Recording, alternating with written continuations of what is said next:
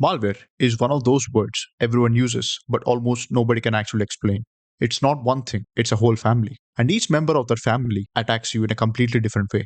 In the next few minutes, I'll break down the 7 types of malware you actually need to know, what each one does, and why it matters. I'm Unsalted, I work in cybersecurity. Let's get into it. Quick definition first. Malware is just short for malicious software. Any program written to do harm. That's it. Now, all malware is harmful, but not all malware works the same way. Some spreads, some hides, some watches you, some locks you out. So let's get through the 7 types one by one. Chapter 1 Virus. First, the virus. The one everyone has heard of, and the one most people get wrong. A virus is a malware that attaches itself to a real file, a document, a program, something that looks normal. It does nothing until you open that file. The moment you do, the virus runs and it copies itself into other files on your system. Here's the key thing about a virus: it needs you to spread it. You have to open the file, you have to run the program. Without a human action, a virus just sits there. That one detail is what separates it from the next type. Chapter 2 Worm. This is the worm. A worm is a malware that spreads on its own. No clicking, no opening files. Once it's on one machine, it scans the network, finds other machines, and copies itself across automatically. While you sleep, a worm can move through thousands of computers. This is what makes worms so dangerous. Speed. One of the most famous worms in history, called WannaCry, spread to over 200,000 computers in a single day, across 150 countries. It didn't need a single person to click anything. It just moved. A virus needs you. A worm doesn't. That's the difference. Chapter 3 Trojan. The Trojan, named after the Trojan horse. And the name tells you exactly how it works. A Trojan is a malware that disguises itself as something you want: a free game, a cracked version of expensive software, a useful little tool you found online. You download it because it looks helpful, and it might even work. But hidden inside is something else entirely.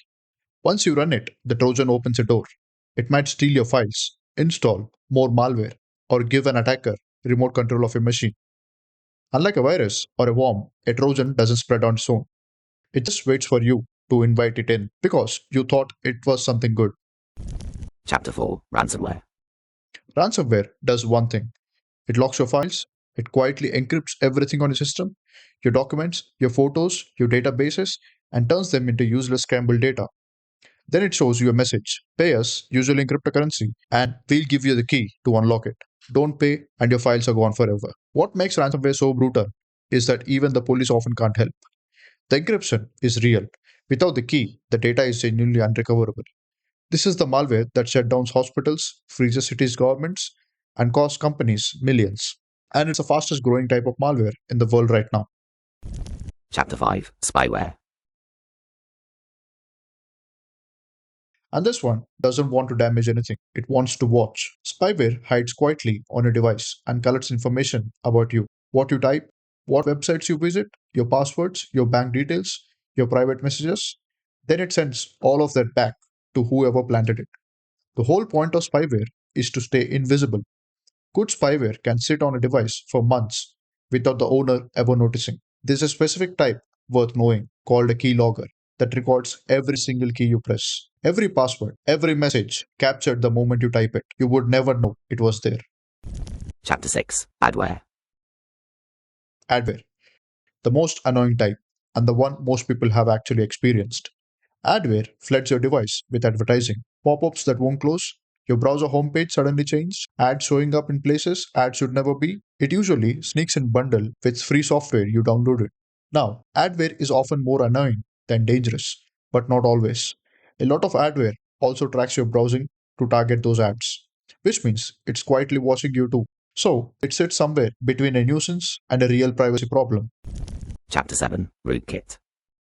And finally, the most dangerous one on the list: the rootkit. A rootkit is a malware that buries itself deep inside your system, right down at the level the operating system itself runs on. And from down there, it does one job better than any other malware: it hides not just itself, but other malware too. A rootkit can make malicious files invisible to your antivirus. It can hide running programs from your task manager.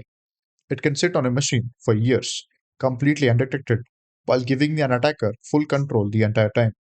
Rootkits are so hard to remove that sometimes the only real fix is to wipe the entire machine and start over. That's why the rootkit is the one that genuinely scares security professionals.